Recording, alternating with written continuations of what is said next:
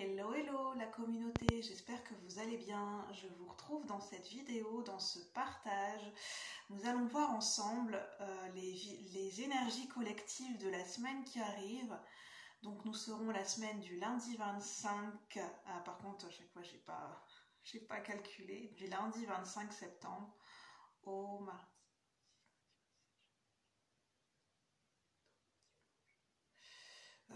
Au dimanche 1er octobre, je crois, parce qu'il n'y a pas... voilà, ça doit être dimanche 1er octobre. Donc on est la semaine du 25 au dimanche 1er octobre. Enfin, quelques jours près, hein. Si je me suis trompée, c'est pas grave. On saura que c'est la semaine qui arrive. Les énergies collectives, donc pour le collectif de la chaîne, pour ceux qui résonnent avec ces énergies, sur un plan plus global. Et nous allons voir aussi, au moment où je tourne la vidéo, nous sommes vendredi 22 septembre. Nous allons entrer dans l'équinoxe de Mabon. L'équinoxe de Mabon le samedi 23 septembre 2023. En plus, samedi 23 septembre 2023, 23-23. Donc voilà, très intéressant. Nous allons voir aussi les énergies de l'entrée dans la période sombre, la période qu'on appelle sombre, et dans la période avec l'équinoxe dans la période de l'automne, parce que nous allons entrer dans la période de l'automne pour la semaine qui arrive. Et pour ceci, donc déjà j'ai changé de décor, hein. J'ai tourné la caméra, j'ai tourné la table, donc ça change un petit peu. Et je vais utiliser des jeux sombres, un peu plus sombres, que j'utiliserai aussi pour la période d'Halloween. Donc nous avons le tarot de Buffy. D'ailleurs j'ai fait une présentation personnelle de ce tarot sur une vidéo précédente. Donc pour ceux qui n'ont pas encore vu, si vous vous intéressez au tarot de Buffy, je vous invite à aller voir cette vidéo. Et si vous aimez, à liker bien sûr. Et puis nous allons voir aussi avec l'oracle des créatures dangereuses. J'ai fait aussi une review sur cet oracle que vous pourrez retrouver dans la playlist sur la chaîne. Donc, en tout cas, j'espère que vous allez bien. Je vous souhaite de passer un bon week-end, le week-end qui arrive. J'espère que le mois de septembre s'est bien passé pour vous, parce qu'on arrive sur la fin septembre. Ça y est, on va arriver sur les énergies d'automne, les énergies d'octobre. On pourra dire au revoir au mois de septembre, au revoir à l'été. On peut dire au revoir à la période de l'été. C'est vrai, j'y avais pas pensé. Nous sommes en train de dire au revoir, c'est la fin de l'été. Au niveau de la saison, bien sûr. Donc nous allons voir ensemble ce que ça veut nous dire.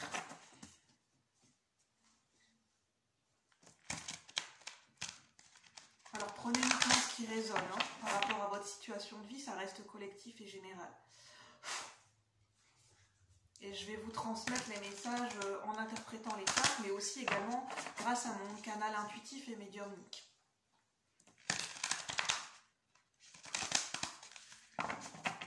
Je vais prendre le temps de battre les cartes parce que c'est un jeu qui est neuf. Donc le temps que les cartes, je puisse les manier comme je veux, que je puisse les assouplir parce que c'est du carton assez rigide au niveau des cartes. Donc je vais prendre le temps de bien les battre.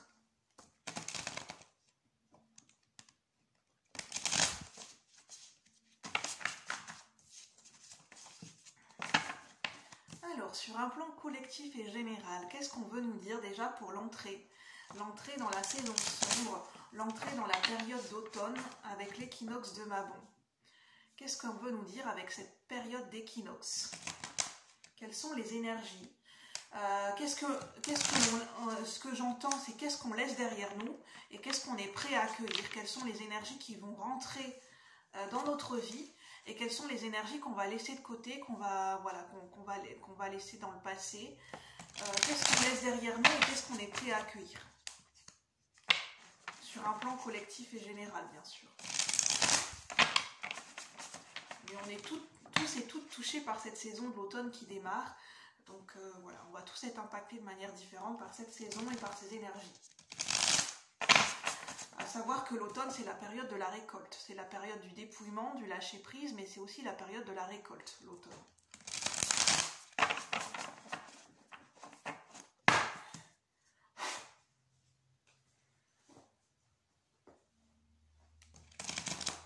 N'hésitez pas à avancer le tirage, hein, si vous voulez voir le début du tirage. J'ai besoin de de manier les cartes, d'apprendre à les manier, comme on dit.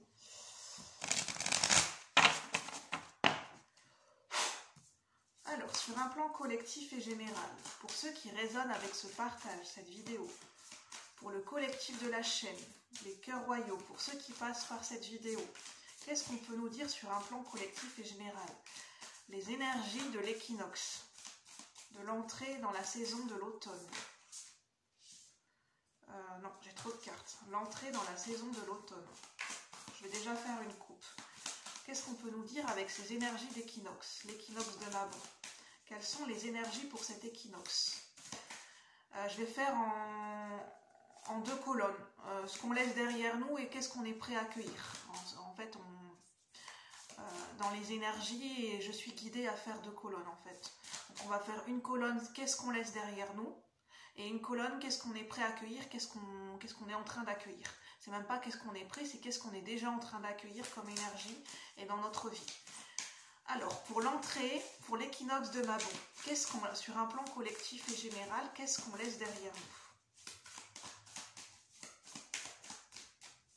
Qu'est-ce qu'on laisse derrière nous? Je vais déjà faire la coupe. Qu'est-ce que nous laissons derrière nous avec cet équinoxe? Alors, on a le 3 de coupe, je vais vous montrer, hein, et l'as de pentacle. Il y a un nouveau départ. En tout cas, il y a un nouveau départ qui est en préparation et qui s'amorce. Un nouveau départ concret dans la matière, en fait. Donc, ça peut être un nouveau départ au niveau d'un projet concret, ça peut être un achat immobilier, la vente d'une maison, ça peut être le fait de déménager, ça peut être un achat. Le fait d'acheter une maison, d'acheter une voiture, de démarrer un nouveau travail. On a le 3 de coupe, mais là c'est ce qu'on laisse derrière nous. Alors il y a certaines personnes qui vont laisser certaines personnes derrière eux, dans le sens où peut-être certaines personnes au niveau collectif et général vont s'éloigner ou vont mettre de la distance avec certaines personnes de votre entourage, notamment l'entourage amical. Des personnes qui étaient proches de vous et que voilà, vous allez mettre une certaine distance avec certaines personnes et c'est ce qui va vous aider à vous accomplir et à prendre un nouveau départ en fait. C'est ce que je vois déjà dans la coupe. 3 de coupe qui parle des amitiés et l'as de pentacle, un nouveau départ dans la matière, dans le concret. Donc on va voir. Au niveau collectif et général, qu'est-ce qu'on laisse derrière nous? Qu'est-ce qu'on est prêt à laisser derrière nous? Quelque chose qu'on est prêt à mettre de côté, ce dont on est prêt à lâcher. Qu'est-ce qu'on laisse derrière nous? Sur un plan collectif et général, pour le collectif de la chaîne. Avec l'équinoxe de Mabon, l'entrée dans la période de l'automne. Qu'est-ce que nous laissons derrière nous? Avec l'entrée en automne. Qu'est-ce que nous laissons derrière nous? J'ai trop de cartes. Hein. Qu'est-ce que nous laissons derrière nous? Hop, je vais étaler les cartes, si j'y arrive. Je vais faire de la place. Alors, ce que nous laissons derrière nous. Hop, ce que nous laissons derrière nous. Donc, on a 7 cartes. Je fais à l'intuition celle-ci, celle-ci et celle-ci. 4 cartes. Nous allons déjà voir le dos de deck, le dos du paquet.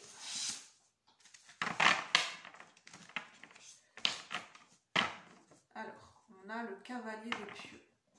Pour ceux qui connaissent la série, c'est le personnage d'Andrew dans la série. J'entends une manière de fonctionner. Ce que nous laissons derrière nous, c'est une manière de fonctionner.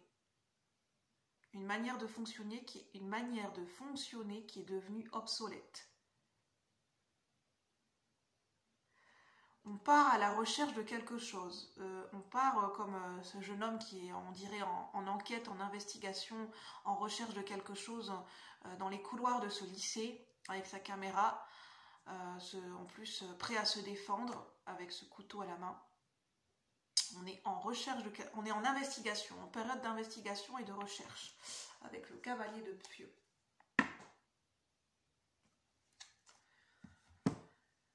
Alors, avec ces 4 cartes, qu'est-ce qu'on est prêt à laisser derrière nous?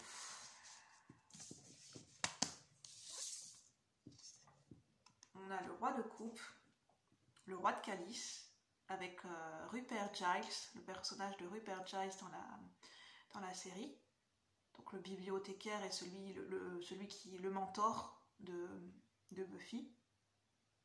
Donc là, il est déguisé en magicien dans la boutique magique. Alors, ensuite, on a, si j'arrive à attraper les cartes, hein, la tempérance, on a une arcane majeure. On a beaucoup l'idée des émotions avec le roi de coupe et la tempérance. On a beaucoup l'idée de fluidité des émotions. On a la roue de fortune. On a encore une deuxième arcane majeure. En plus, voilà, je les ai étalées les cartes, donc j'ai pas regardé les cartes que je prenais. On a quand même donc un personnage de cour, un roi et 2 arcanes majeures. Donc ça m'a l'air important ce qu'on laisse derrière nous. Ça m'a l'air quand même assez majeur et assez important. La roue de fortune, qui nous parle de quelque chose qui est cyclique. Et la reine de coupe. On a le couple.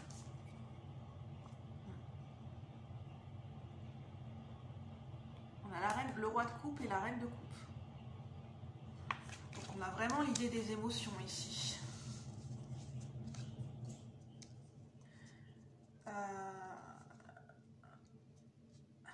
Que je réfléchisse.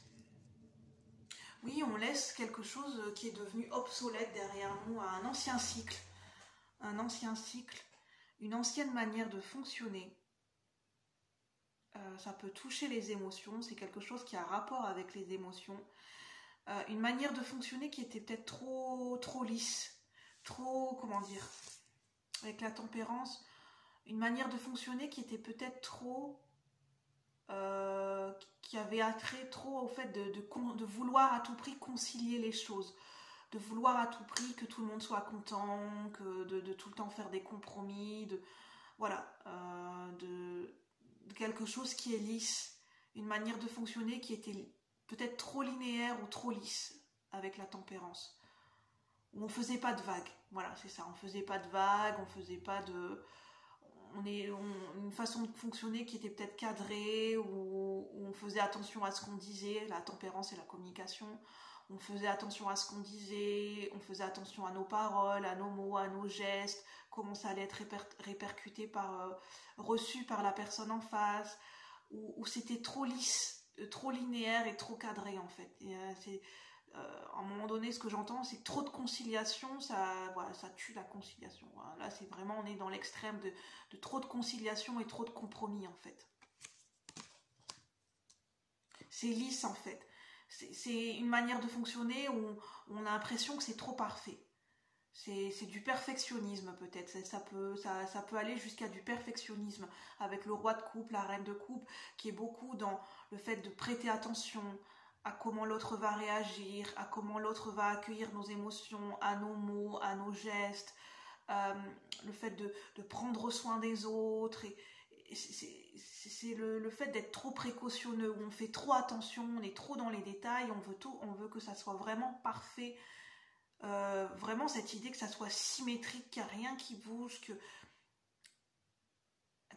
rien ne doit dépasser, qu'il ne doit pas y avoir de heurts, qu'un mot ne doit pas aller plus haut que l'autre, voilà, pas de colère, pas de tout doit être réajusté, rééquilibré, mais là c'est vraiment dans l'extrême en fait. C'est une façon de fonctionner qui est trop linéaire, trop lisse. Ça manque, en fait, ça manque, dans cette façon de fonctionner, ça manque de piment, c'est ce que je ressens. Ça manque de goût, ça manque de panache, ça manque de piment. C'est fade.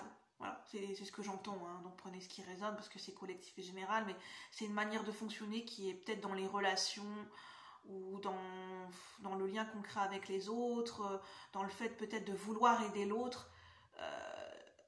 En fait, ce que j'entends, c'est une manière de fonctionner. Ça pourra peut-être parler pour des couples ou en famille.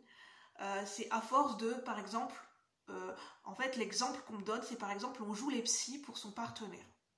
Par exemple, un partenaire amoureux qui a des problèmes, qui a besoin d'être écouté. Et à force de trop l'écouter, de trop l'aider, et en fait on finit comment dire, vouloir devenir l'archétype de la mère ou l'archétype du psychologue. Et en fait ça tue l'amour en fait, parce que le partenaire n'est pas le psychologue, n'est pas la mère de son partenaire amoureux en fait. Ça peut casser le côté séduction du couple, c'est quelque chose qui... Le fait de trop être dans le soin vis-à-vis de l'autre.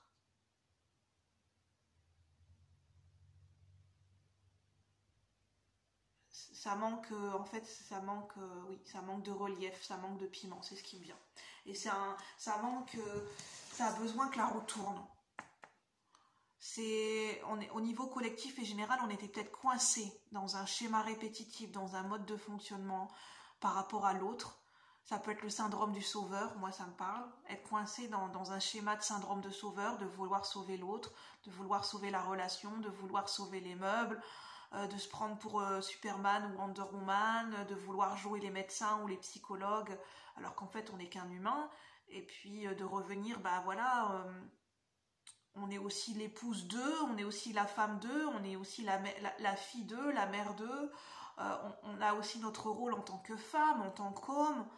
On n'est pas défini par un seul rôle en fait. Là, c'est un schéma où on s'enfermait dans un seul rôle. On se définissait que d'une seule manière, dans nos comportements, dans notre manière de rentrer en relation à l'autre. Et ça, c'est devenu obsolète en fait. Je vous remontrerai les cartes après. Donc prenez comme ça vous parle à l'intuitif, avec votre intuition. Donc c'est pour ça qu'il y a besoin de partir en conquête, en quête de quelque chose, en recherche d'eux et de faire des investigations. Le cavalier de pieux, c'est le cavalier d'épée. Le cavalier d'épée, c'est celui qui tranche dans le vif, hein, qui n'y va pas de main morte, qui tranche. Le cavalier d'épée, c'est pas celui qui va chercher des compromis, qui va être en bonne et nue forme. Le cavalier d'épée, il est franc, il est incisif, il cherche même pas, il est dans l'audace en fait. Quand il a quelque chose à dire, le cavalier d'épée, il va trancher dans le vif. Mais quelque part, c'est le cavalier d'épée qui est positif, où on va pas chercher midi à 14h nos mots, nos paroles, où au final on va rien dire parce qu'on est trop dans la recherche du mot parfait, de la phrase parfaite pour pas blesser l'autre, pour pas se blesser soi. Qu'au final, en fait, excusez-moi du terme, mais ce que j'entends, c'est que la relation, elle est en train de pourrir, en fait. À force de chercher ces mots, à force de vouloir que le dialogue soit parfait, que la relation soit parfaite, de ce fait-là, on n'ose pas communiquer nos émotions, on n'ose pas dire quelque chose qui ne va pas, on coupe ses impulsions, on coupe ses envies, alors qu'en fait, il y a une envie de communiquer quelque chose. À un moment donné, il faut que ça sorte, en fait. Quand il y a quelque chose qui doit sortir, il faut que ça sorte. J'entends, des fois dans des communications, dans des relations, c'est important de crever l'abcès. Parce que sinon, après, les malentendus et les problèmes relationnels, ça ne fait que s'empirer et de se gangréner, en fait. Alors, qu'est-ce qu'on accueille avec cet équinoxe de Mabon? Qu'est-ce qu'on est prêt à accueillir? Qu'est-ce qu'on est en train d'accueillir avec ces nouvelles énergies? Qu'est-ce qu'on est prêt à accueillir avec ces nouvelles énergies? Sur le plan collectif et général. En tout cas, je vous transmets selon mes propres filtres et mes propres ressentis, donc le ton et les mots que j'utilise, c'est en lien avec les ressentis, avec l'énergie du moment. Donc le but c'est pas de vous vexer, hein. Le but moi c'est de vous retranscrire les messages tels que je les ressens et tels que je les canalise. Sinon ça n'a aucun intérêt en fait de mettre un voile ou bien de transformer tellement la communication. En fait, en plus, c'est entré le fait de tellement transformer la communication, de tellement chercher ses mots, de changer un mot par rapport à un autre, que la communication, en fait, le message se perd. Le message n'est même pas transmis.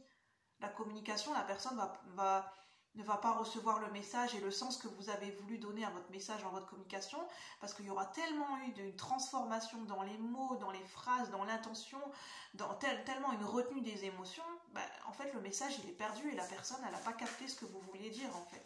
Elle n'a pas capté l'intention de base, pourquoi vous vouliez communiquer. Il était où le problème en fait? La personne elle n'a pas capté.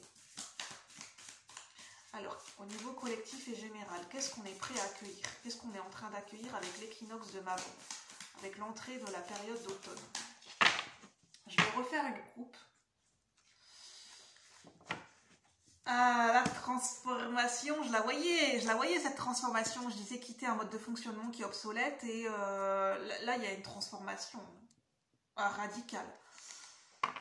Alors, on a le 9 de faux qui est le 9 d'épée. Et on a le cavalier de pentacle.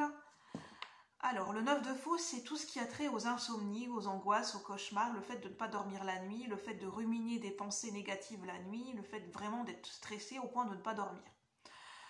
Là, en fait, dans cette scène, on voit Buffy qui est en train de rêver et qui est dans un rêve collectif, je ne sais plus, c'est un épisode spécial où en fait, dans ce rêve, dans ce cauchemar, elle se transforme en vampire. Et je pense que c'est sa plus grande angoisse à Buffy, c'est de se transformer en vampire aussi. Et en fait, ce que j'entends, c'est que notre plus grande angoisse de devenir quelque chose, de se transformer en quelque chose ou qu'une chose se passe, de la voir advenir, bah, c'est notre plus grand cadeau en fait. Cette grande angoisse, derrière cette angoisse, cette transformation, enfin cette angoisse, lié à une transformation et une métamorphose, bah, c'est notre cadeau, en fait, c'est ce qu'on peut espérer de mieux, c'est ce que j'entends. Avec le cavalier de pentacle, c'est d'être prêt, d'être prêt à, d'être préparé, d'être prêt à en découdre, d'être prêt à affronter quelque chose, d'être prêt à se mettre à l'action, c'est d'être prêt.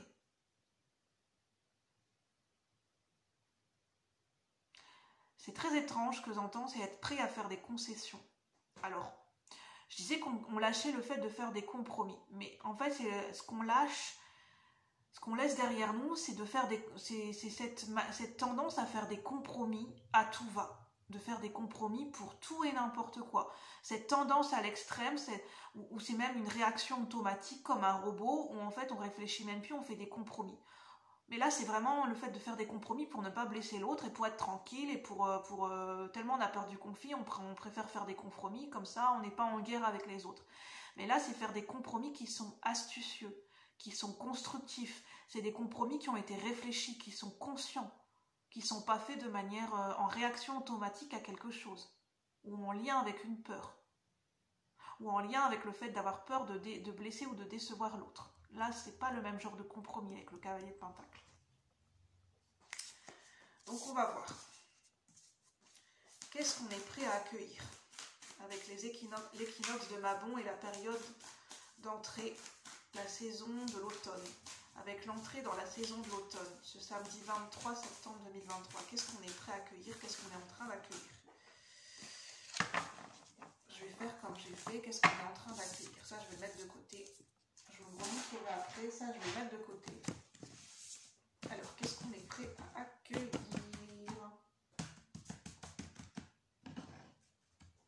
Qu'est-ce que nous sommes prêts à accueillir pour la saison de l'automne? Je vais prendre 4 cartes, comme j'ai fait. 4, ça nous parle d'ancrage, de stabilité, de concrétisation et de matérialisation d'une énergie, d'une situation, d'une émotion. On a le 7 de faux qui nous parle de tricherie, de mensonge, de duperie.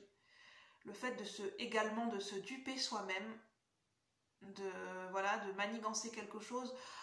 En fait, c'est le 7 d'épée, c'est qu'on est tellement trop à l'extrême dans la stratégie, dans la manigance, dans une situation, qu'en fait, on finit par se duper, se tromper soi-même et qu'on finit par être dans la confusion avec soi-même, avec le 7 de faux qui est le 7 d'épée. Alors, on a le 9 de coupe. Et je vous rappelle que dans la coupe, il y avait le 9 de faux, le 9 d'épée qui nous parle d'affronter ces angoisses, que derrière le fait d'affronter nos pires angoisses, nos pires cauchemars, se cache le véritable cadeau, la véritable transformation.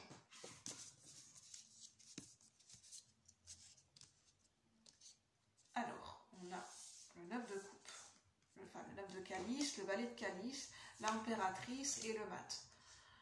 On a 2 arcanes majeures. En fait, on a 2 arcanes majeures dans ce qu'on est en train de lâcher et 2 arcanes majeures dans ce qu'on est en train d'accueillir, ce dont nous sommes en train d'accueillir. Donc c'est assez équilibré. On a encore des coupes, hein. On est vraiment dans le domaine émotionnel, dans le domaine affectif et vraiment dans le domaine relationnel. En fait, l'entrée, la transition entre le fait de quitter la saison de l'été et d'entrer dans la saison de l'automne, c'est très marqué par le domaine affectif, émotionnel et notamment nos relations aux autres. La relation à nous-mêmes et la relation que nous avons avec les autres. Alors, je vous montre. Nous avons le 9 de coupe avec un démon. C'est le démon de la danse. C'est le démon qui incite les gens à danser, à chanter jusqu'à épuisement total en fait. Donc il y a vraiment une morale dans cette carte. En fait, ce que ça nous dit, le 9 de coupe, pour moi, avec ce démon dans la série de Buffy, c'est que c'est important de faire attention à nos intentions quand on pose un souhait et un vœu, dans le sens d'être conscient de ce que l'on demande, des conséquences possibles tout ce que ça peut impliquer. Parce que généralement, quand on souhaite quelque chose, il y a un prix derrière. Ça peut amener des énergies où le fait de vouloir quelque chose, de réaliser un rêve, ça va peut-être demander des sacrifices, ça va peut-être demander de renoncer à quelque chose. Et peut-être ce que l'on souhaite, eh bien on va se rendre compte que forcément, peut-être qu'il y aura des conséquences négatives auxquelles on n'aura pas pensé, et que finalement on se dit non, c'est pas vraiment ce que je souhaitais. Je pensais vouloir quelque chose, mais finalement c'est pas ce que je souhaite vraiment en fait. C'est vraiment de faire la part des choses entre la réalité, les illusions, et qu'est-ce que ça implique réellement dans le concret de réaliser ses rêves en fait. Et est-ce que c'est toujours ce que nous souhaitons ? Est-ce qu'on est prêt à assumer les conséquences du fait de réaliser nos rêves ? Qu'est-ce que ça va impliquer comme conséquence ? On a le valet de coupe. Donc là, c'est un démon qui est gentil, qui fait partie du club des gentils, c'est un démon qui est vraiment... ce personnage-là dans la série Buffy, il est vraiment très très gentil, très aimable, enfin voilà, il est choupiné, il est vraiment très très très très aimable, très très gentil et très très innocent en fait. Il est très amical avec tout le monde, ce démon. C'est le copain de Spike, en même temps c'est celui aussi qui par certains moments s'occupe de Dawn, la petite sœur de Buffy, donc il est vraiment très très gentil. C'est vraiment le côté mignon, c'est le côté innocent, c'est le côté généreux, c'est le côté être amical. C'est vraiment le fait d'être amical, de développer le sens de l'amitié. Pour moi, le valet de coupe, c'est de développer un réel sens de l'amitié, un sens de l'amitié qui est authentique et qui est pur en fait. Où derrière, on cherche pas quelque chose. On n'est pas généreux ou amical avec les gens parce qu'on attend quelque chose derrière. Il n'y a pas un intérêt un intérêt financier ou le fait d'attendre quelque chose en retour. Non, là c'est de la pure générosité, le valet de coupe.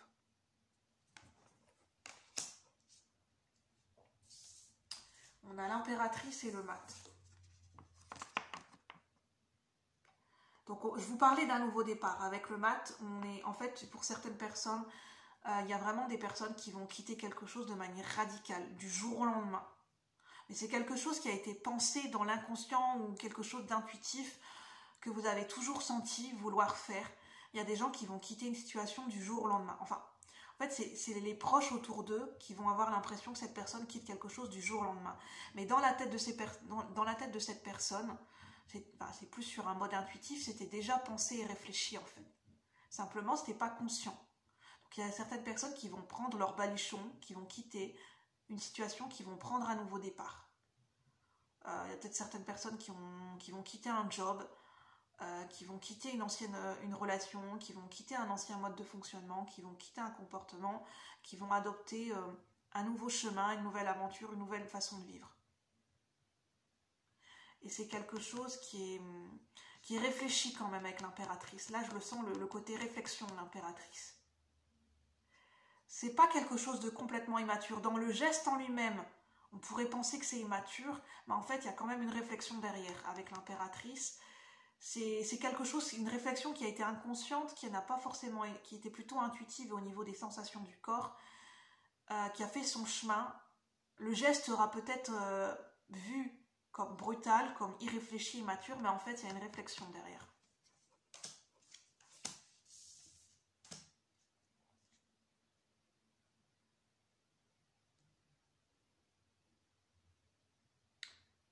Pour certaines personnes, ce que je vois, ce que je perçois, donc je vais quand même le dire, ça peut peut-être voilà, parler à certains d'entre vous, mais c'est vraiment très très peu de personnes, je pense. Il y a certaines personnes qui vont quitter quelqu'un pour une personne plus jeune. Alors sans jugement de valeur, hein, c'est ce que je perçois, c'est ce que je ressens. Voilà, hein, chacun est libre de faire ce qu'il souhaite. Bien sûr, après il y a une façon de le dire ou de le faire, et puis bon, même dans le concret, c'est jamais vraiment réel. Hein, on peut jamais dire on peut jamais dire qu'on blessera jamais personne. Hein, ça peut arriver à n'importe qui, mais il y a une personne qui va quitter une relation, qui va quitter quelqu'un pour quelqu'un d'autre de plus jeune. Parce qu'en fait, ce que je ressens avec ces deux cartes, c'est que pour une personne, le fait d'avoir rencontré une personne plus jeune, ça lui a redonné un espoir, une seconde jeunesse, un nouvel élan. Et en fait, en cette personne qui est plus jeune, j'entends, qui est fraîche, qui apporte des énergies rafraîchies, qui est généreuse, qui est innocente, qui est dans le cœur, qui a vraiment une personne qui a gardé son âme d'enfant, le valet de coupe. Et il y a une autre personne qui, en fait, cette personne-là, pour moi, cette personne-là, elle se dirige vers ce valet de coupe. Et cette personne qui est plus jeune, alors pas forcément en âge, ça peut être une personne plus jeune en âge, mais ça peut être aussi une personne dans sa manière de fonctionner, de penser, qui est beaucoup plus jeune dans l'esprit, qui est beaucoup plus aventurière, qui est beaucoup plus innocente, qui a le cœur sur la main, qui est généreuse. Et cette personne, en fait, elle se sent revivre au contact de cette personne. Et cette personne, elle a envie de rejoindre cette personne qui est beaucoup plus jeune. Et je pense qu'elle va en prendre conscience.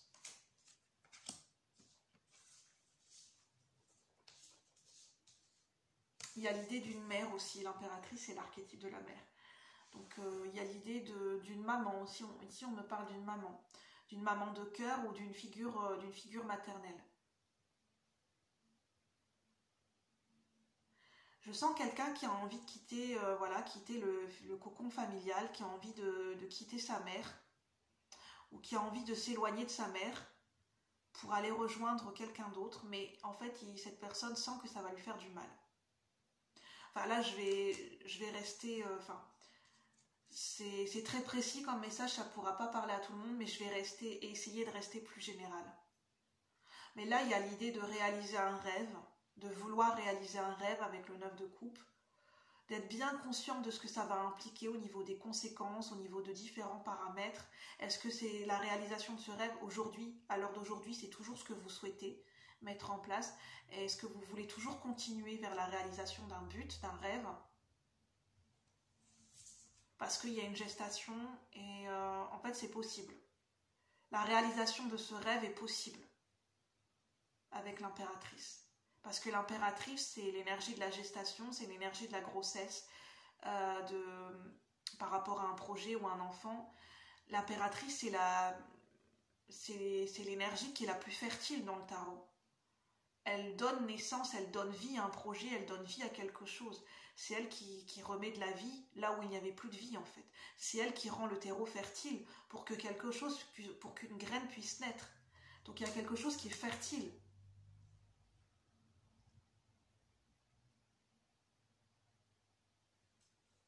En tout cas, il y a quelqu'un qui retrouve son âme d'enfant, qui retrouve comme les sensations d'un amour de jeunesse, peut-être au travers d'une passion, d'une activité, la rencontre d'une personne sur le plan sentimental, mais je vois des gens qui retrouvent une seconde jeunesse ou la possibilité de retrouver une seconde jeunesse.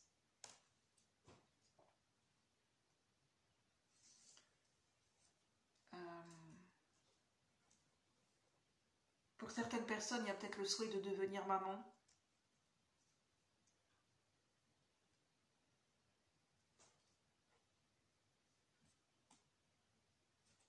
Et là, avec ce que je vous disais, il n'est plus question de se mentir à soi-même pour cette période d'automne.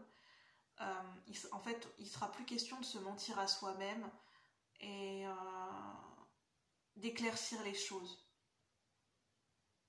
D'arrêter de se mentir à soi-même par rapport à quelque chose d'important. Voilà ce que je pouvais vous dire pour la saison de l'automne. Donc là, nous allons voir les énergies pour la semaine qui arrive. Je vais reprendre le même tarot, mais cette fois-ci, ça sera les énergies de la semaine. Ça sera une longue vidéo, mais c'est pas grave, hein, j'ai envie de prendre le temps de faire cette vidéo.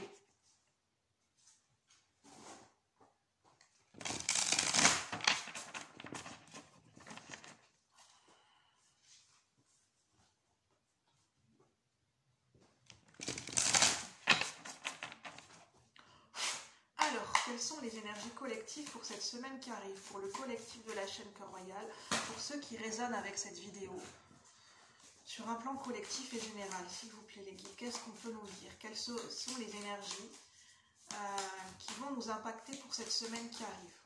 La semaine du lundi 25 septembre au dimanche 1er octobre. Alors, j'ai déjà une carte, j'ai le monde. Ah, il y a l'idée d'un accomplissement. On a l'idée d'un aboutissement, d'un achèvement et d'un accomplissement. Effectivement, nous serons la dernière semaine de septembre. Nous allons entrer dans la saison de l'automne, donc on nous parle d'aboutissement, d'une fin de cycle avec le monde. Alors, qu'est-ce qu'on peut nous dire? Quelles sont les énergies qui vont nous impacter pour la semaine du lundi 25 septembre au dimanche 1er octobre 2023, s'il vous plaît, au niveau collectif et général, pour ceux qui regardent cette vidéo.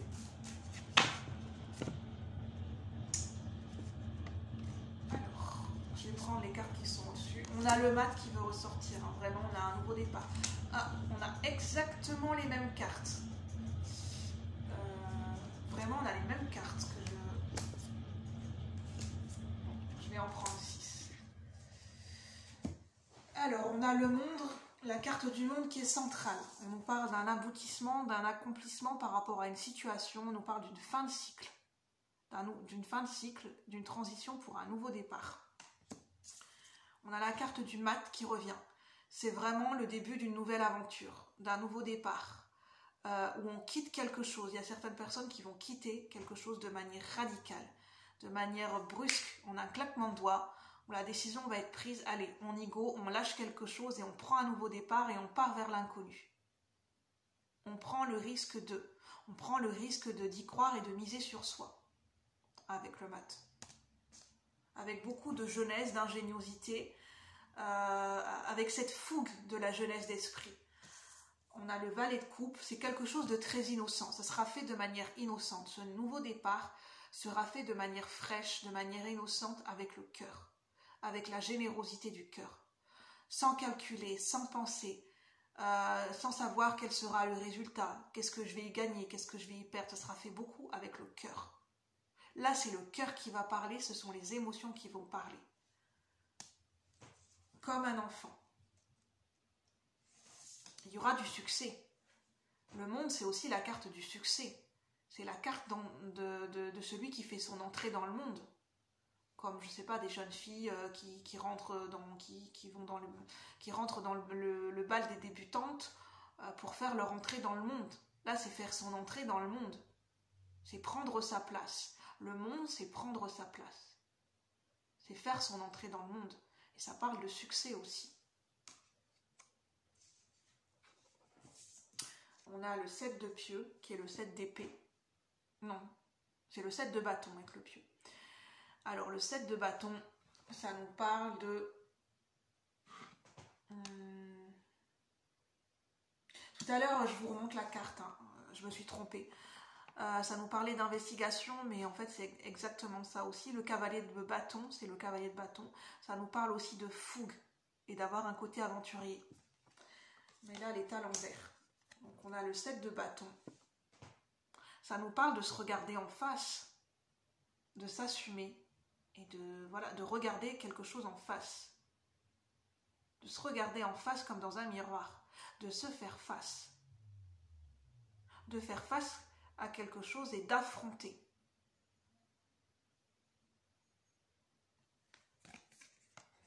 D'affronter peut-être ce que les autres nous renvoient. L'image que les autres nous renvoient de nous-mêmes avec le monde. Avec l'idée du miroir. Le monde, ça me parle de relations miroirs. D'affronter ce que les autres nous renvoient en termes de perception, d'image et d'émotion, ce que ces personnes nous renvoient de nous-mêmes. D'oser y faire face.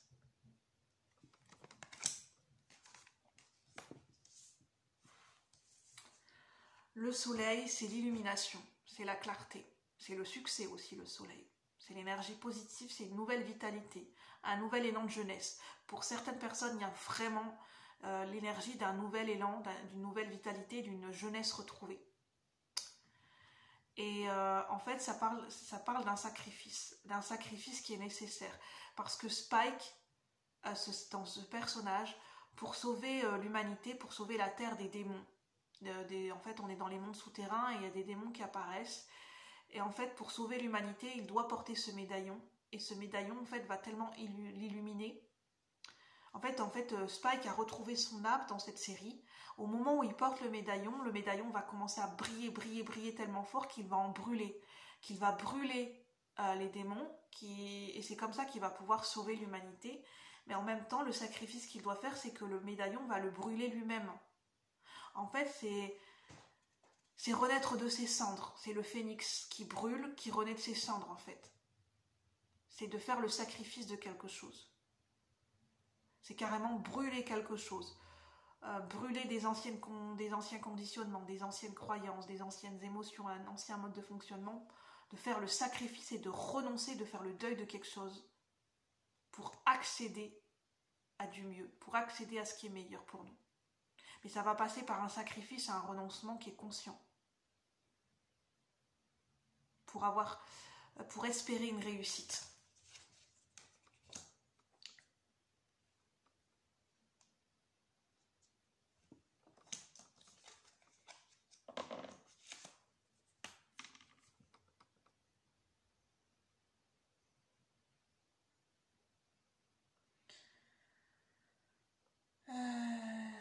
Non, mais j'ai pas d'autres...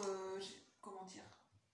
J'ai pas d'autres messages à vous transmettre. Je vais en rester là pour ces énergies de Mabon, pour l'équinoxe de Mabon, pour cette entrée dans la saison de l'automne et pour ces énergies de la semaine qui arrive. Donc prenez uniquement ce qui résonne. N'hésitez pas à liker, à me faire des retours si ça vous a parlé. Et moi, je vous retrouve bientôt pour de nouveaux partages. Bye bye la communauté.